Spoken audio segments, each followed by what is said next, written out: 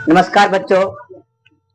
आज के इस युग में, डिजिटल जमाने के युग में, मैं आपके बीच आपको आपके विषय, आपके भाषाओं में मैं कुछ पढ़ाना चाहता हूं जो आपको बहुत महत्वपूर्ण लफ्जों से जोड़ेगी, आपके विषयों से जोड़ेगी।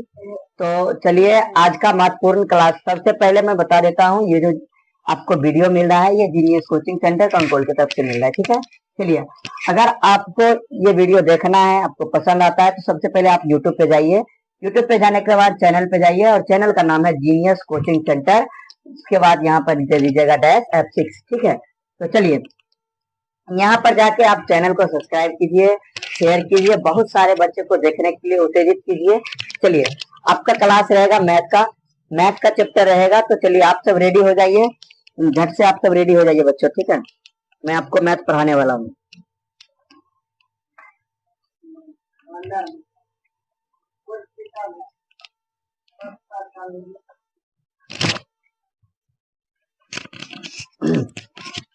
चलिए, आपको मैथ पढ़ाने वाला हूँ। पहला चैप्टर है आपका मैथ का वास्तविक संख्या। क्या है? वास्तविक संख्या है पहला चैप्टर आपका मैथ का। तो चलिए, आप सब कॉपी किताब निकाल के बैठ जाइए, जो भी आपको जरूरी लगता है निकाल के बैठ जाइए। पहला चैप्टर में आपका दिया हुआ है यूक्लिड विभाजन एल्गोरिथम, ठीक है। तो चलिए, पहला चैप्टर मैं पढ़ाना स्टार्ट करता हूँ।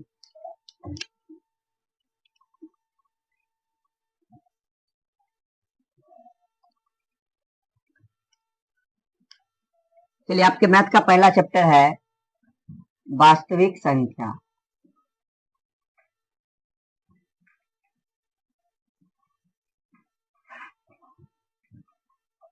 वास्तविक संख्या है, ठीक है। चलिए, वास्तविक संख्या। चलिए, वास्तविक संख्या में यूक्लिड विभाजन प्रमेय विधि है, ठीक है। आप पढ़े होंगे यूक्लिड विभाजन एल्गोरिथम, ठीक है।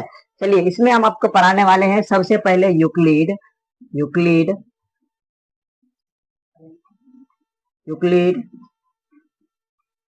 विभाजन एल्गोरिथम। यूक्लिड विभाजन एल्गोरिथम। चलिए, ये क्या है, इसमें क्या होता है और क्या नहीं होता है, यही मैं आपको पढ़ाने वाला हूँ। चलिए, तो आप ज्यादा से ज्यादा वीडियो को लाइक करें, ज्यादा सब्सक्राइब करें। चलिए, आपका चैप्टर स्टार्ट करता हूं मैं। यूक्लिड विभाजन एल्गोरिथम में सबसे पहले इसमें आता है एचसीएफ और एलसीएम। उससे भी पहले मैं समझूंगा भाग, जो आपका भाग होता है डिवाइड। विभाजन का मतलब क्या होता है?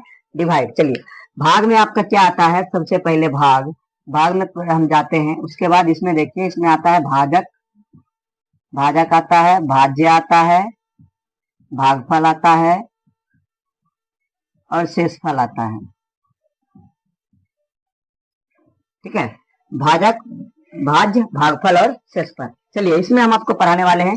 सबसे पहले भाजक को हम बी से डिनोट करते हैं, भाज्य को ए से, और भागफल को क्यू से, और शेषफल को आर से डिनोट करते हैं, ठीक है।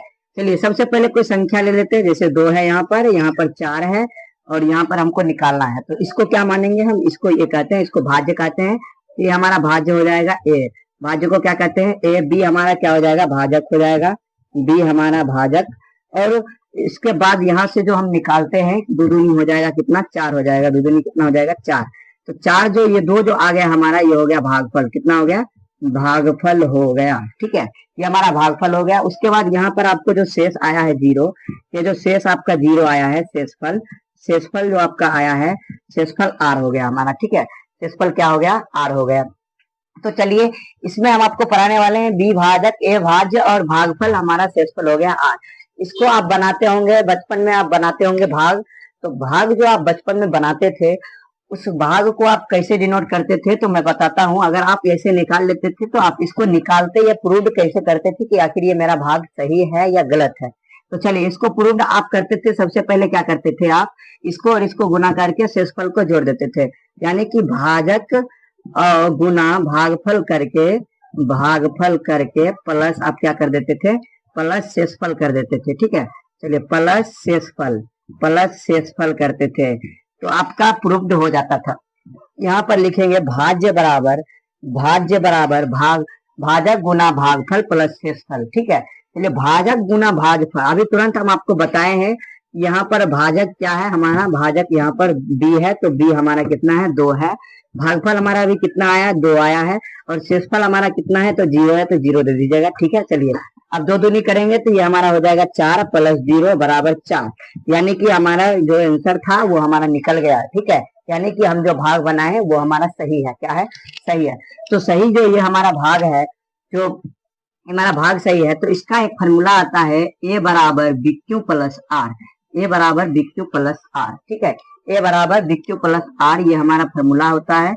तो ये इसको आप ध्यान में रख के पढ़िएगा। ठीक है बच्चों, ए बराबर बी क्यू प्लस आर में आपका फॉर्मूला आता है। ए हम अभी तुरंत बताए हैं, ए हम कहते हैं भाज्य को, और बी हम कहते हैं भाजक को, बी हम कहते हैं भाजक को, और गुना में आ जाता है भागफल, क्यों हो जाता है, क्यों हो जाता है, और प्लस आपका आ जाता है शेषफल, प्लस आपका क्या आ जाता है, शेषफल। अब देखिए शेषफल आप ये प्रूव्ड तभी होगा जहां आर बराबर इक्वल टू 0 हो जाएगा। आर इक्वल टू क्या हो जाएगा, जहां आर इक्वल टू हो जाएगा 0। चलिए ठीक है, आप इसको नोट करना चाहते हैं तो नोट कर लीजिए, कोई बात नहीं है। नोट करना चाहते हैं तो नोट कर लीजिए। ठीक है,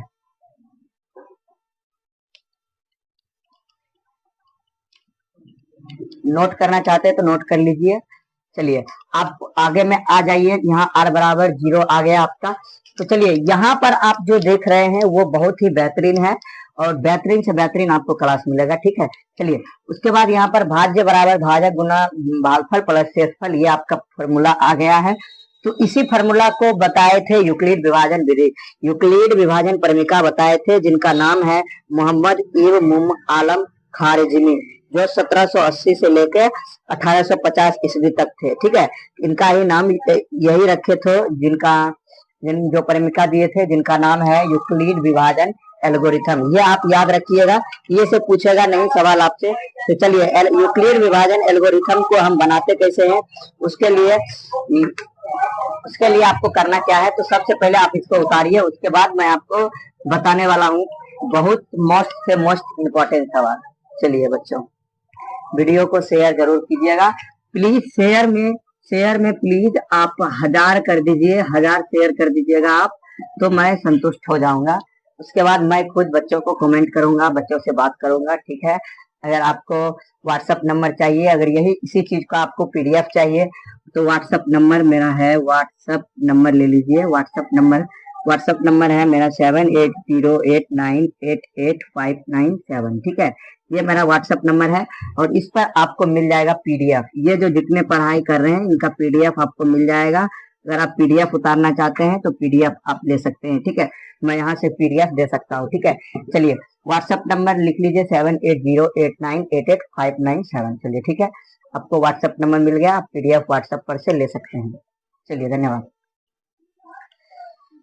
चलिए अब थोड़ा सा आगे बढ़ जाता हूँ, बहुत सारे बच्चे नोट्स कर लिए होंगे, मैं थोड़ा सा आगे बढ़ जाता हूँ, इसको मिटाना चाहूंगा। तो चलिए इसको मिटाते हूँ मैं।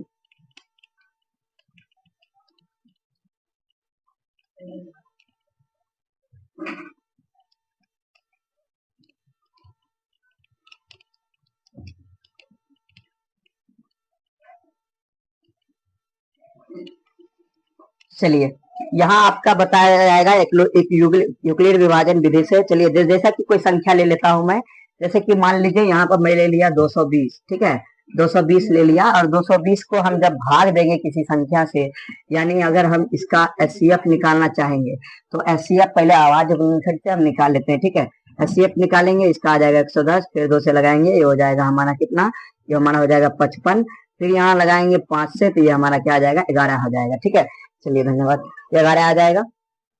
ये है हमारा अभाज्य गुणनखंड से। लेकिन यही संख्या को अगर आपको कहे यहाँ पर आपको यूक्लिड विभाजन से निकालना है, तो आप कैसे निकालोगे। सबसे पहले मैं यहाँ पर 35 ले लेता हूँ। मान लीजिए कोई संख्या 35 है, उसको 7 से गुना कीजिएगा, 7 पचे 35 प्लस 0 आ जाएगा। ठीक है, चलिए प्लस क्या आ जाएगा, 0 आ जाएगा। तो देखिए यहाँ पर भाज्य हमारा क्या है, 35 है, 35 हमारा क्या है, भाज्य यानी ए। ठीक है, 35 हमारा भाज्य है, तो ए हमारा भाज्य निकल गया। उसके बाद देखिए बराबर आ गया हमारा भाजक, क्या आ गया, भाजक आ गया। तो भाजक हमारा यहाँ पर क्या है, बी है, और भाज्य क्या है हमारा, क्यू है, और आर क्या है, शेषफल है। ठीक है, भागफल हमारा क्या है, क्यू है, और भाजक क्या है, बी है, भाज्य हमारा ए है। अब देखिए यहाँ पर r बराबर 0 आ गया है, r बराबर 0 आ गया है। इसका कहने का मतलब इसका HCF क्या हो जाएगा हमारा, इसका HCF हो जाएगा B। जो B होता है वही हमारा क्या हो जाता है, HCF हो जाता है। तो 35 का HCF आपका कितना आ जाएगा, 7 आ जाएगा। ठीक है, चलिए अब यहाँ पर से हम आपको सवाल दिया गया है। सवाल है सबसे पहले आपका पहला चैप्टर में आपका सवाल मोस्ट इंपॉर्टेंट सवाल है। तो चलिए कह रहा है सबसे पहले यूक्लिड विभाजन विधि द्वारा दो संख्याओं का मौसो ज्ञात करें। ठीक है, दो संख्याओं का मौसो ज्ञात करना है और वो हमारी संख्या कौन कौन सी है। यूक्लिड विभाजन द्वारा दो संख्याओं का मौसो ज्ञात कीजिए। जो अंक है आपका 96 और 404 है। ठीक है, 96 और 404 यूक्लिड विभाजन विधि से उनको हल करना है। ठीक है, चलिए यूक्लिड विभाजन विधि इससे हल करना है तो आते हैं, हल करते हैं। ठीक है, पहला सवाल आपका दिया हुआ है कि सबसे पहले मैं इसको मिटा देता हूं। अगर आप इसको नोट कर लिए होंगे तो मैं इसको मिटा देता हूं। ठीक है, चलिए आगे बढ़ते हैं।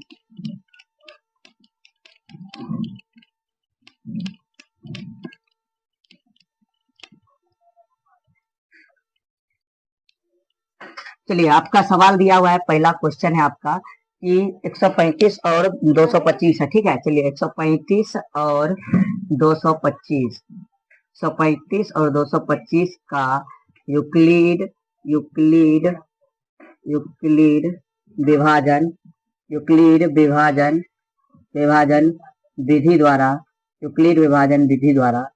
विधि द्वारा HCF ज्ञात करें।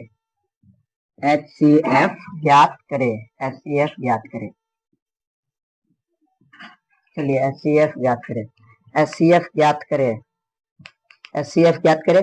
चलिए ठीक है, चलिए 135 और 225 का HCF ज्ञात करना है। तो निकालेंगे कैसे, सबसे पहले क्या करना है, तो जो बड़ा संख्या है उसको छोटा संख्या से क्या करना है, भाग करना है। ठीक है, चलिए 135 है और 225 है।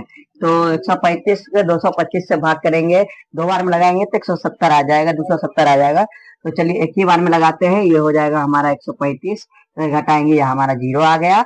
उसके बाद 12 में 3 जाएगा तो 9 आ जाएगा।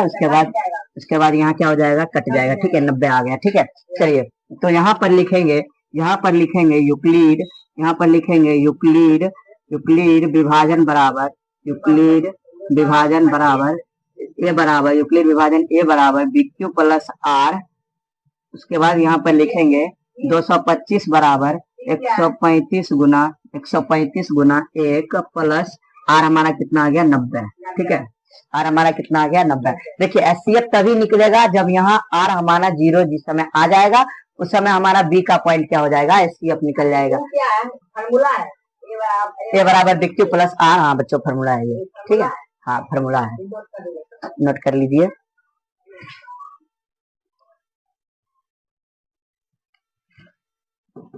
ज्यादा जिज्ञासा मत रखिए, पढ़ने पर ज्यादा जिज्ञासा रखिए। ठीक है, दुनियादारी क्या है अभी कुछ नहीं समझ में।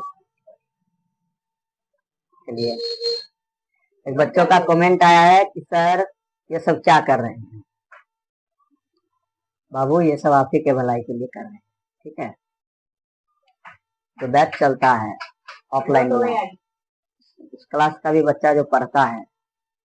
चलिए तो यूक्लिड विभाजन ए बराबर BQ प्लस R, जहां R इक्वल टू नॉट है 0, तो ये हमारा क्या हो जाएगा, यहाँ HCF नहीं निकलेगा। अब हमको करना क्या है, ये जो हमारा शेषफल है, ये हमारा जो शेषफल है इसको क्या करना है, हमको 90 से भाग देंगे 135 में।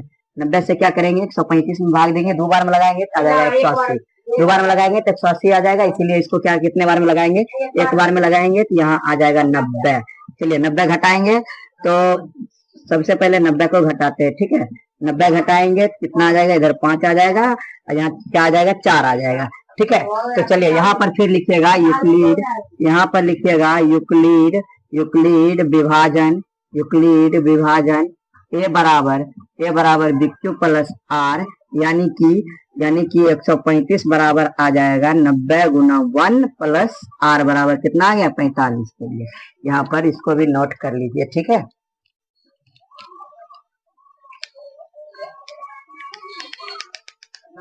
यहाँ पर इसको भी नोट कर लीजिए बच्चों। चलिए उसके बाद आपका सवाल दिया गया है कि अब यहाँ तक, यहाँ भी HCF नहीं निकला है, तो क्या करना क्या है, तो सबसे पहले 45 में क्या करना है, 90 से 45, 90 में 45 से भाग देना है। तो 2 बार में 90 दूनी कितना हो जाएगा, 45 हो जाएगा, ये कट जाएगा। तो फिर यहाँ पर आप क्या लिखिएगा, यहाँ पर देखिए r इक्वल टू 0 आ गया। यहाँ पर लिखिएगा यूक्लिड यूक्लिड विभाजन यूक्लिड विभाजन विभाजन a बराबर BQ प्लस R। तो यहाँ पर हमारा हो जाएगा एक 90 बराबर कितना हो जाएगा बाबू, 45 गुना 2 प्लस R बराबर कितना हो जाएगा 0। R बराबर कितना आ गया 0। और जहां हम बोले थे कि जहां हम क्या बोले थे, जहां R बराबर आ जाएगा 0 वहां हमारा क्या होगा, HCF निकल जाएगा। तो इसका HCF कितना आ जाएगा, 135 और 225 का HCF कितना आ जाएगा, 135 और 225 का HCF 45 होगा। HCF क्या हो जाएगा, 45 होगा। चलिए कितना हो जाएगा, 45 होगा। ठीक है, चलिए 135 और 225 का HCF कितना हो जाएगा, 45 होगा। मैं एक ही सवाल बताऊंगा जो आपको बहुत महत्वपूर्ण सवाल होंगे। ठीक है, चलिए आप इसको नोट कर लीजिए, जल्द से जल्द बच्चों इसे नोट कर लीजिए। ठीक है, चलिए फिर उसके बाद मैं आगे बढ़ूंगा।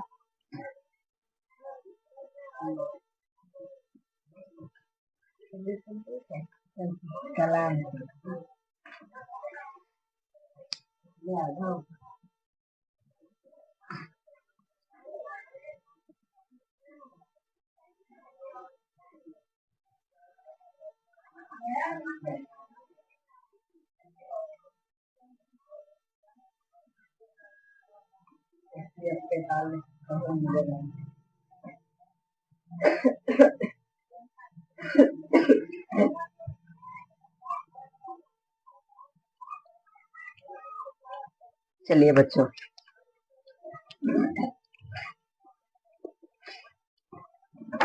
अगर ये सवाल नोट्स कर लिए हैं तो बहुत बहुत धन्यवाद। तो चलिए आज उसके बाद आपका अगला सवाल, यूक्लिड विभाजन आप पढ़ चुके हैं, समझ चुके हैं। आपका अगला सवाल आ रहा है, चलिए आपका अगला सवाल क्या है तो समझ लेते हैं थोड़ा सा।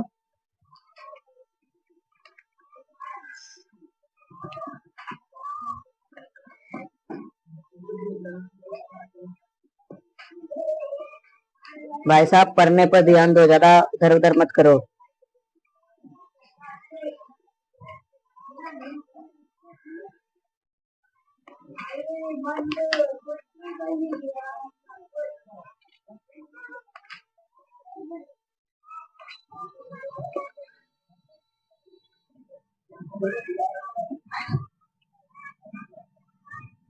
चलिए उसके बाद आपका मोस्ट से मोस्ट सवाल है अभाज्य गुणनखंड में। चलिए अभाज्य गुणनखंड को भी थोड़ा सा देख लेता हूं मैं। अभाज्य गुणनखंड में आपका बोर्ड मॉडल जो क्वेश्चन है आपका, वो आपका सवाल आएगा, चलिए आपका सवाल आएगा कि 26 और 91 को अभाज्य गुणनखंड विधि से क्या करें, हल करें। 26 और 91 को अभाज्य गुणनखंड विधि से हल करें, 26 और 91 को। ठीक है, चलिए यूक्लिड विभाजन आप समझ गए हैं। यूक्लिड विभाजन में आपको ऐसे ही बनाना है, तो आप तैयारी जरूर कीजिएगा। यूक्लिड विभाजन में आपका एक सवाल जरूर आएगा यूक्लिड विभाजन से। चलिए इसको मिटा देता हूं मैं।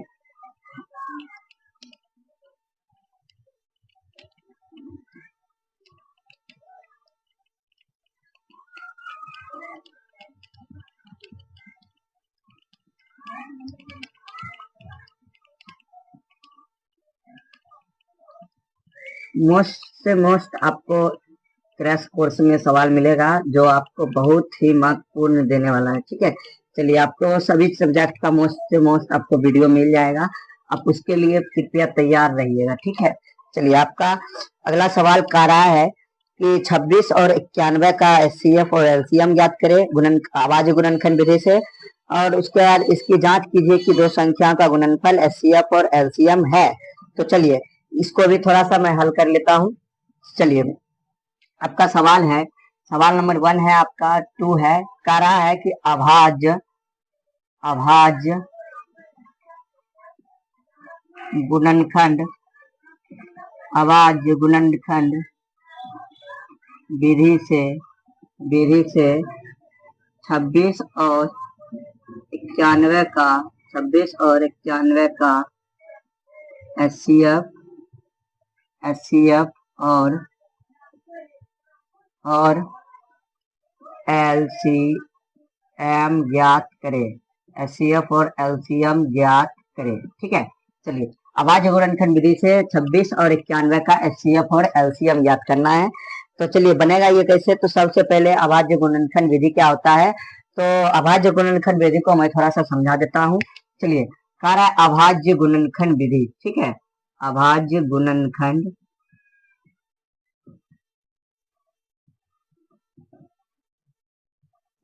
चलिए अभाज्य गुणनखंड विधि का मतलब होता है, चलिए समझाते हैं। जैसे कि यहाँ पर कोई संख्या दिया हुआ है, अभाज्य मतलब होता है वैसा वैसा संख्या, वैसा गुणनखंड जिसमें केवल वैसी संख्या जिसमें केवल 2, 3 या स्वयं से लेकर 2, 3, 5, 7, 9 सॉरी 11, 13, 17 ये सबसे जो लगता है इसको हम अभाज्य संख्या कहते हैं।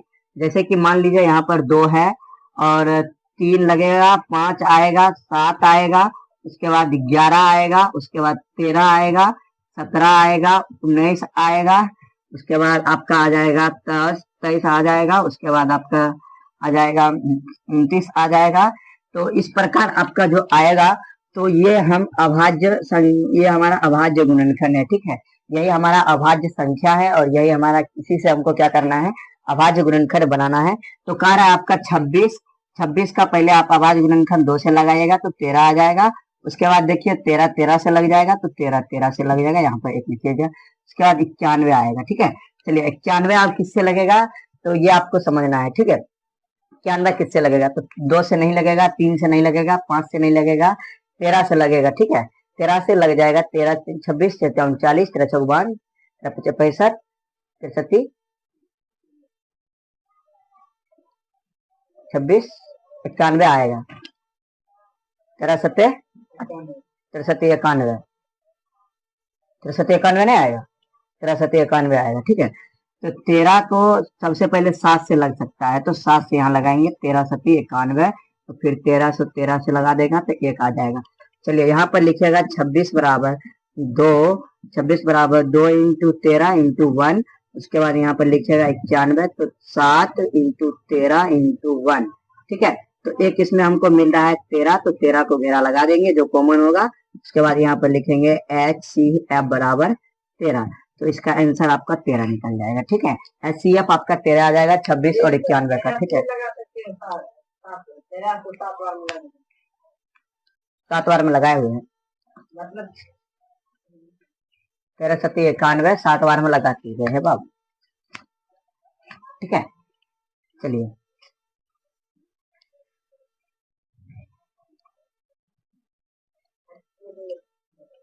पढ़िएगा ना तो बहुत मजा आएगा।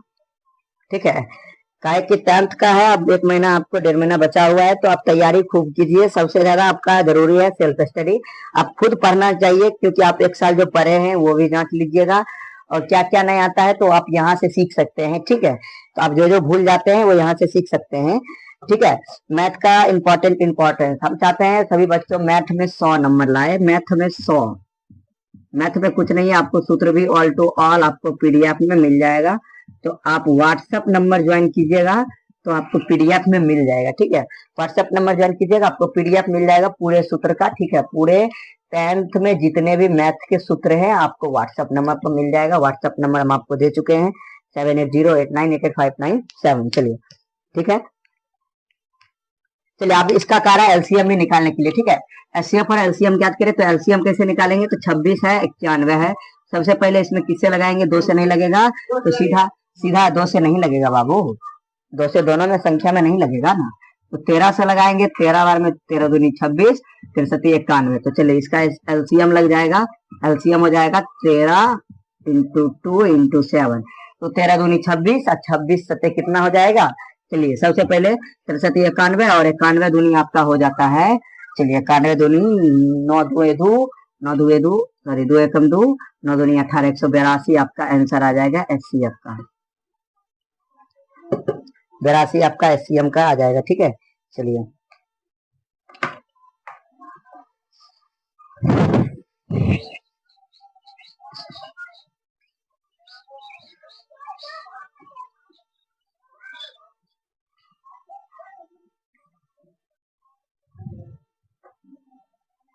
चलिए इसका एलसीएम निकालने के लिए एक शॉर्ट तरीका मैं बताता हूँ। आप शॉर्ट तरीका से भी निकाल सकते हैं, जैसे कि एलसीएम दिया गया है, तो एलसीएम आपको निकालना है 26 और 91 का। तो यहाँ आप लिख दीजिएगा 26 गुना 91, एचसीएफ इसका आ गया 13। इसका एचसीएफ कितना आ गया? आपको 13 आ गया। तो यहाँ पर एचसीएफ आप लिख दीजिएगा, जो एचसीएफ है यहाँ पर एचसीएफ लिख दीजिएगा। उसके बाद देखिएगा सीएफ लिखने के बाद 26 इंटू 91, इसका आ जाएगा 13। तो 26 को पहले 91 से गुना कीजिएगा, तो 91 इंटू 26 कीजिएगा, तो 6 एकम 6, 9 छक 54, 9 छक 54 हो जाएगा। ठीक है, चलिए तो 9 दूनी यहाँ हो जाएगा 2, यहाँ हो जाएगा 18। चलिए ठीक है, इसको जोड़ते हैं, तो 6, उसके बाद आ जाएगा 8 5, 8 5 कितना आ जाएगा बाबू? 5, 13 3 आत्मा की 1, यहाँ हो जाएगा 2366। ठीक है, यहाँ बराबर 2366। 2366 में आप 13 से भाग दीजिएगा, तो 2366 में आप 13 से भाग दीजिएगा, तो आपका आंसर आ जाएगा 182 का 82 आ जाएगा 182। विश्वास नहीं है तो देखिएगा। ठीक है, या यहीं से भी काट सकते हैं, यहाँ से काटिएगा तो 13 दूनी हो जाएगा 26, 91 दूनी 182। तो आपको शॉर्ट तरीका से एलसीएम निकालना हम सिखा चुके हैं। ठीक है, यहाँ पर जो संख्या दिया हुआ है एलसीएम में, वही आपको यहाँ पर उतार देना है। यहाँ पर आपका संख्या दिया है 26 और 91, तो 26 91 नीचे दे दीजिएगा, और जो आप एलसीएम जो आपको निकला है एचसीएफ जो निकला है, वहां पर एचसीएफ आप नीचे में भाग में दे दीजिएगा और उसको भाग दीजिएगा, तो आपका एलसीएम निकल जाएगा। ये आपका शॉर्ट तरीका है। ठीक है, इसको अपनाइएगा जरूर। ठीक है, चलिए उसके बाद आपका दूसरा नंबर सवाल आपको आएगा कि बताइए, सिद्ध कीजिए कि √2 एक अपरिमेय संख्या है। ठीक है, सिद्ध कीजिए कि √2 एक अपरिमेय संख्या है।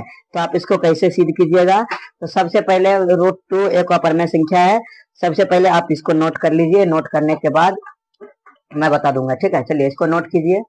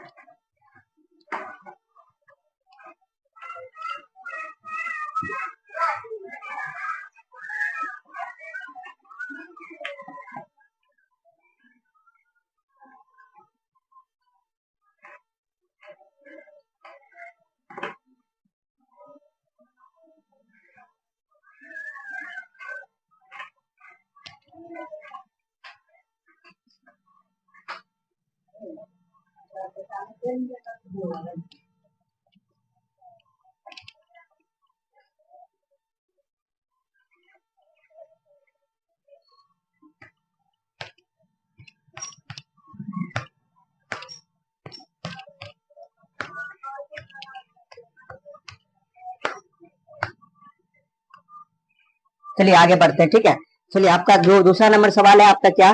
दूसरा नंबर आपका सवाल है कि √2 एक अपरिमेय संख्या है, सिद्ध करना है उसको। ठीक है, चलिए इसको मिटाते हैं।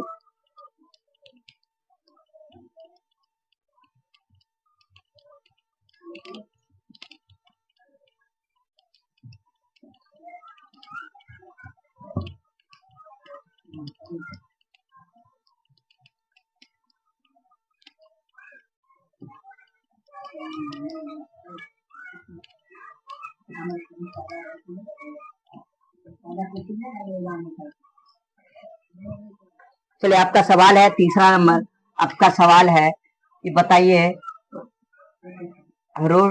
सिद्ध कीजिए कि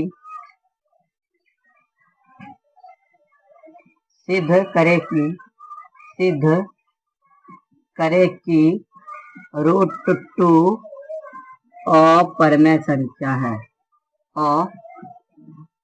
अपरिमेय संख्या है। ठीक है, कार्य सिद्ध कीजिए कि √2 अपरिमेय संख्या है। तो इसको कैसे बनाएंगे? इसका हल हमारा क्या हो जाएगा? तो चलिए इसका हल हम हल करते हैं। ठीक है, सबसे पहले आपको मानना क्या है कि यहाँ पर मानना है कि मैं माना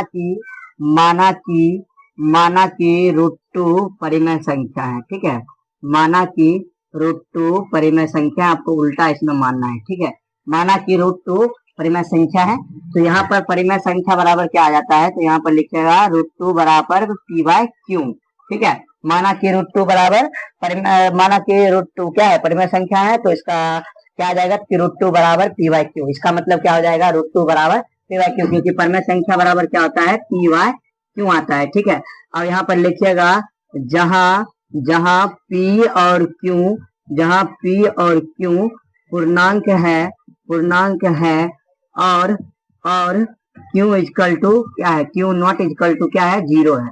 क्यू नॉट इजकल टू क्या है हमारा, 0 है। ठीक है, तो चलिए सबसे पहले क्या करना है, ये हमारा क्या हो जाएगा, सबसे पहले √2 को इधर से गुना कीजिएगा तो क्या हो जाएगा। सबसे पहले बताते हैं कि ये इधर भाग में है क्यों, तो क्यों अगर इधर बराबर के इस पार आ जाएगा तो हमारा क्या हो जाएगा, गुना में आ जाएगा। क्या आ जाएगा, तो यहाँ हो जाएगा क्यों रूट बराबर पी, क्या हो जाएगा, क्यों रूट बराबर क्या हो जाएगा, पी हो जाएगा। तो क्यों रूट बराबर पी हो जाएगा। उसके बाद हमको लिखना है यहाँ दोनों तरफ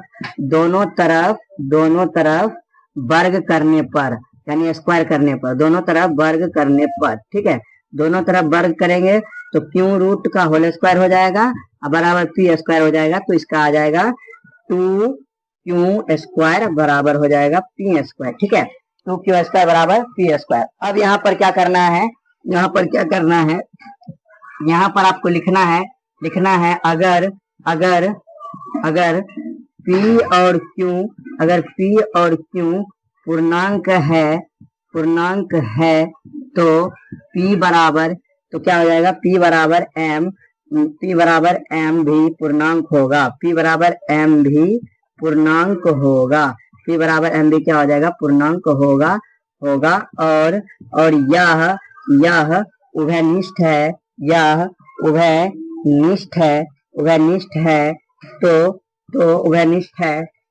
तो यहाँ पर आप क्या लिखिएगा, तो यहाँ पर 2m p बराबर, तो यहाँ पर क्या लिखेगा, 2m p बराबर 2m होगा। ठीक है, p बराबर 2m होगा। तो यहाँ पर देख सकते हैं 2m p के जगह 2m स्क्वायर हो जाएगा बराबर क्या हो जाएगा, 2 क्यू स्क्वायर हो जाएगा। तो इसका हो जाएगा 4m स्क्वायर। ठीक है, 4m स्क्वायर हो जाएगा, 4m स्क्वायर हो जाएगा, 4m स्क्वायर बराबर 2 स्क्वायर। इसीलिए यह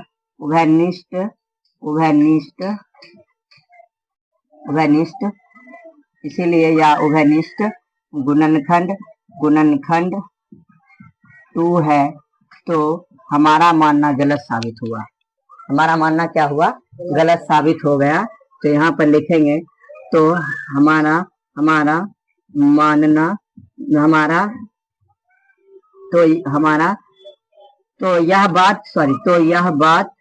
यह बात हमारा विरोध करता है।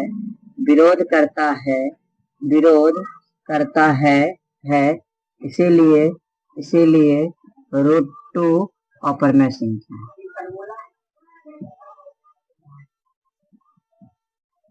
इसीलिए √2 क्या है, अपरमेय संख्या है।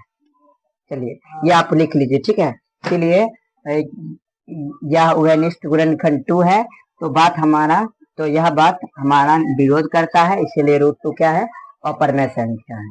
चलिए यहाँ तक अगर आप समझ गए हैं तो आगे बढ़ेंगे।